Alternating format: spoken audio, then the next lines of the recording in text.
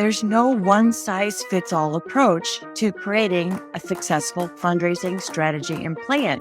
People are nervous, right? It's a big deal. We're raising $10 million, even if we're raising $1 or $3 million, depending on the size of the org.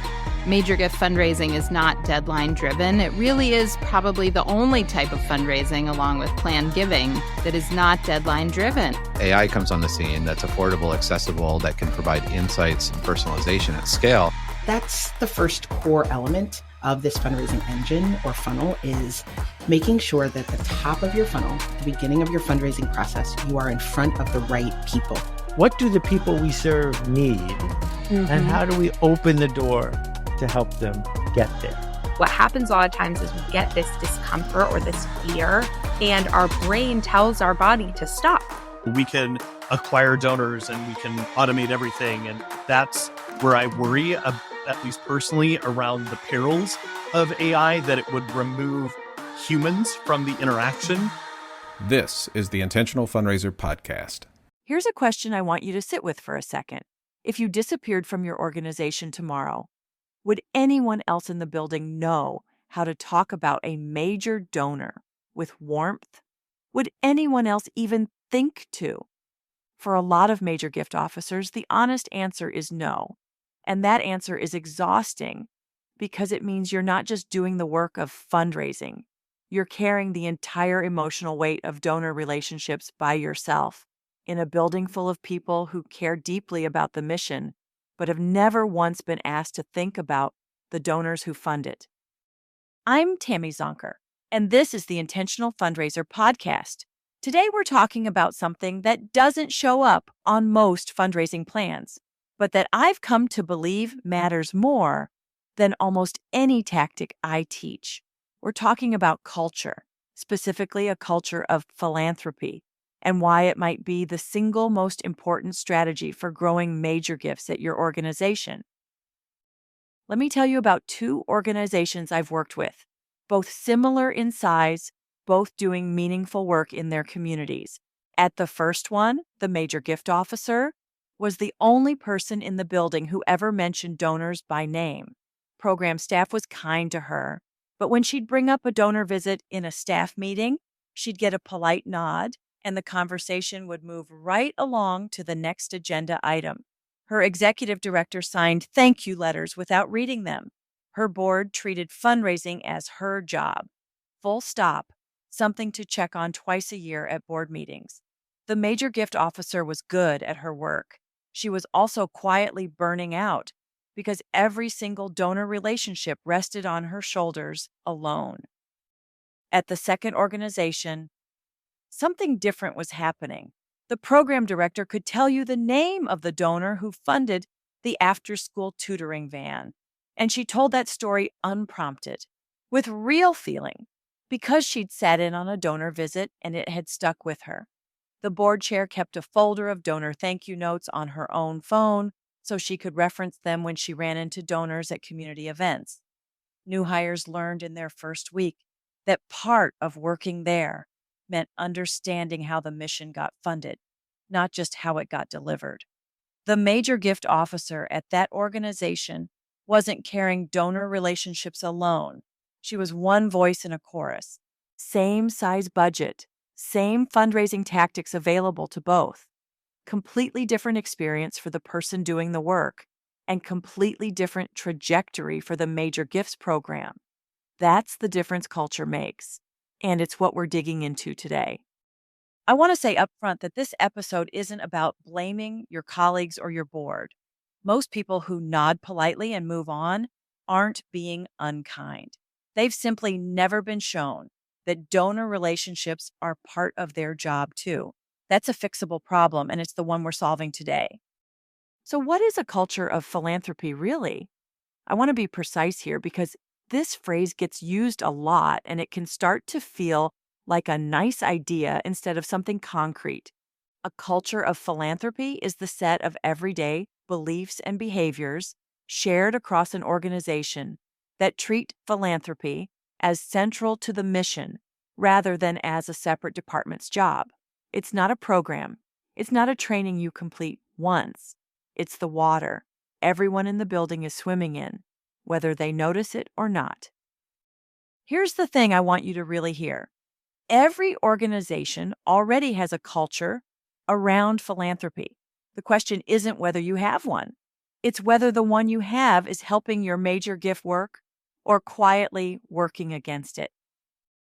In organizations where the culture isn't supporting philanthropy, you'll usually see some familiar patterns. Fundraising gets talked about like it's someone else's problem, a necessary evil tolerated by program staff who'd rather be doing the real work. Donors are treated as a means to an end, a checkbook rather than a person invested in the mission. The development office becomes an island staffed by people who are expected to produce revenue without much support from anyone else in the building. And the major gift officer, more often than not, becomes the sole keeper of donor relationships, which is an enormous amount of emotional and relational labor to carry solo. In organizations with a healthy culture of philanthropy, it looks different. Philanthropy gets discussed as part of the mission's engine, the fuel that makes the program work possible, not a separate revenue function bolted onto the side. Donors get talked about as partners and believers in the work, people worth knowing, not just people worth asking. Staff outside of development understand, at least in a basic way, that their work and the fundraising work are connected. And the major gift officer gets to operate as a connector and guide rather than as the only person in the building who cares whether a donor feels valued. I think of it almost like a garden. If the soil, meaning your organization's culture, is healthy, philanthropy grows almost naturally with less effort from any one gardener.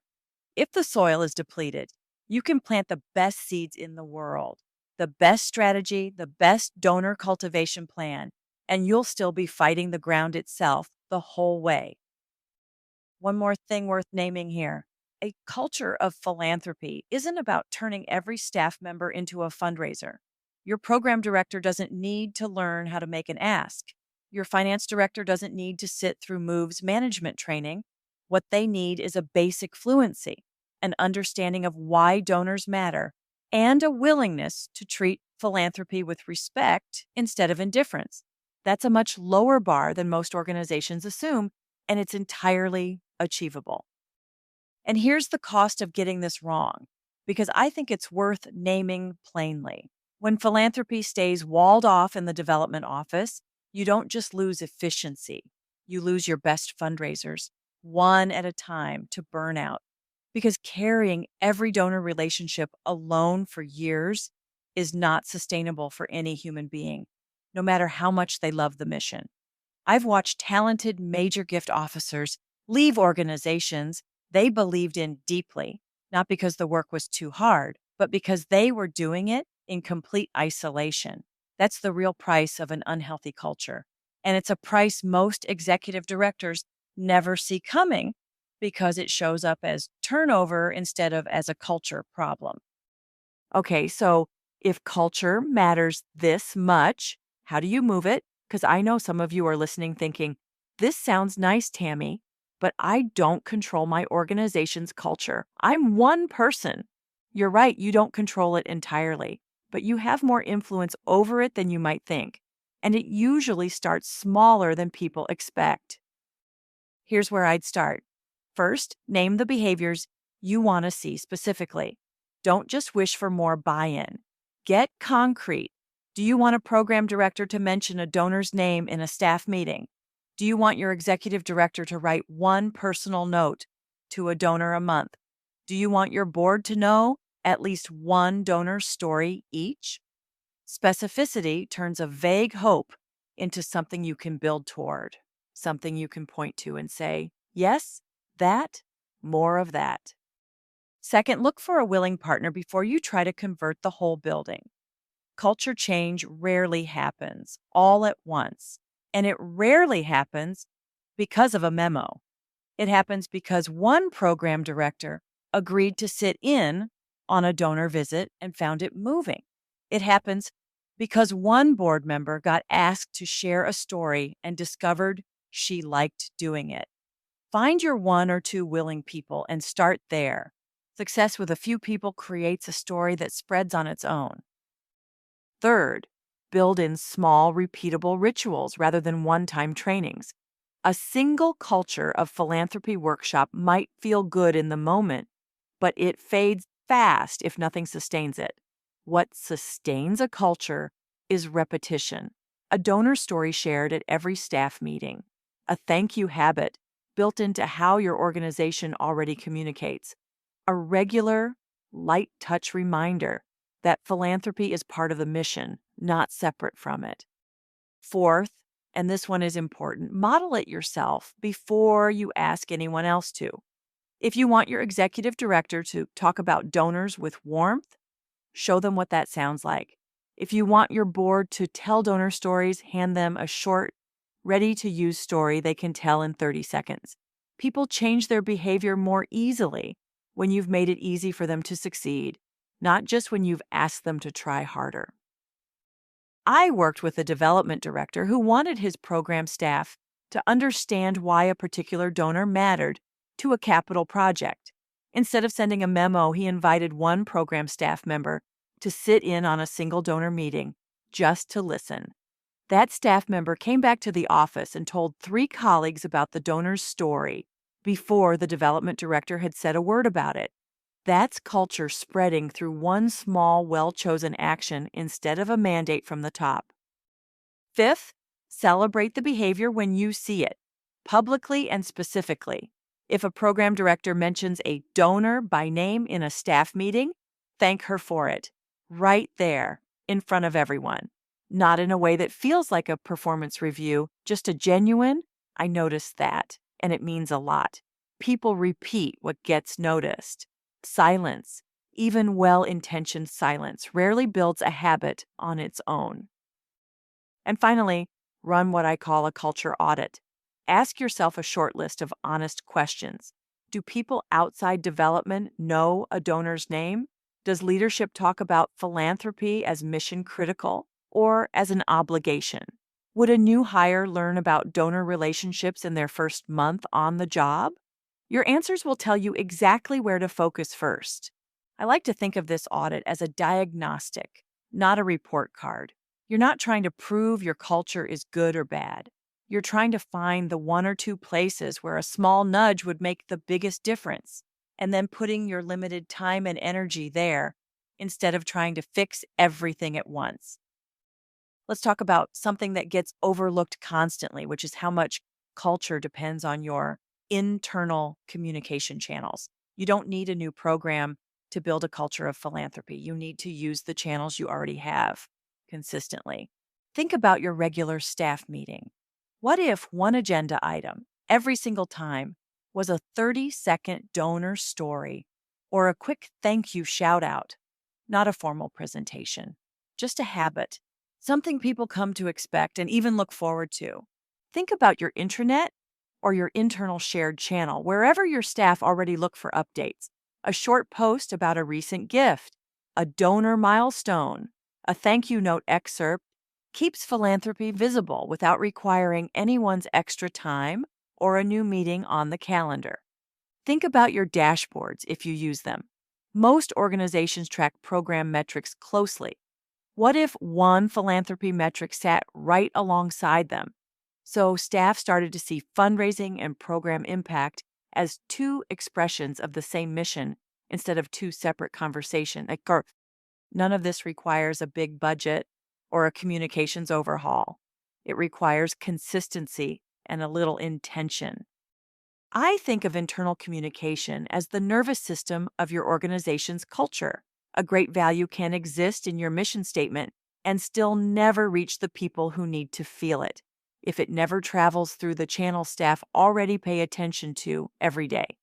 The staff meeting, the intranet post, the dashboard line, these are the nerve endings. If philanthropy never shows up in them, most of your staff will never register that it's supposed to matter to them too. And I want to come back to modeling because I think it's the most powerful lever here, more powerful than any single tactic. Culture spreads through what leadership does, not what a policy says. If your executive director talks about donors with genuine warmth in front of staff, that behavior gives everyone else permission to do the same. If your board chair tells a donor story at a community event, instead of just handing over a business card, other board members notice and start doing the same thing. Modeling is contagious in a way that mandates never are. I worked with an executive director who started every single all-staff meeting with one sentence about a donor, no matter how busy the agenda was. At first, staff assumed it was just her personal habit. 18 months later, program staff were bringing donor stories to her unprompted because they'd absorbed without ever being told directly that this was simply how the organization talked about its work now. I'll leave you with one small internal campaign you can try this month. Call it Donor Story of the Month. Ask one staff member, ideally someone outside development, to share a short story about a donor or a gift at your next all-staff meeting. Keep it under 90 seconds. See who leans in. See who asks a follow-up question. That's your culture starting to shift, one story at a time. Let's bring this together. A culture of philanthropy isn't a program you launch and finish. It's the everyday water your organization swims in, and every organization already has one, whether it's helping your major gift work or quietly working against it. You build a healthier culture by naming specific behaviors you want to see, finding a willing partner instead of trying to convert everyone at once, building small, repeatable rituals instead of one-time trainings, modeling the behavior yourself before asking others to, celebrating it out loud when you see it, and running an honest culture audit to see where you truly stand. Here's your challenge this month. Pick one culture-building action from today's episode and try it for real. It could be inviting one program staff member to sit in on a donor visit. It could be adding a 30-second donor story to your next staff meeting. It could be simply asking 3 colleagues how they describe your organization's relationship with donors and listening closely to what they say. You don't have to fix your whole culture this month. You just have to plant one seed and see what grows. And if you're the major gift officer in your organization right now, the one carrying every donor relationship alone, I want you to hear this clearly. That isolation isn't a sign you're doing something wrong. It's a sign the culture around you hasn't caught up to the importance of your work yet. You can be the one who starts changing that, one small, well-chosen action at a time. Keep transforming your fundraising so you can transform the world. The Intentional Fundraiser podcast is a Fundraising Transformed original. I'm Trent Thompson, executive producer, CMO, and head of community at Fundraising Transformed and the Modern Institute for Charitable Giving. The Intentional Fundraiser podcast has been recognized by FeedSpot as one of the top 80 fundraising podcasts on the web. This recognition means so much to us, and it wouldn't be possible without your incredible support, encouragement, and thoughtful engagement. Every listen, share, and conversation has helped us grow and reach more passionate fundraisers like you. If you enjoyed this episode, please take a moment to review and rate it 5 stars on Apple Podcasts, and be sure to follow or subscribe wherever you listen. For resources mentioned in this episode and to subscribe to our Scaling Major Gifts newsletter, visit fundraisingtransformed.com.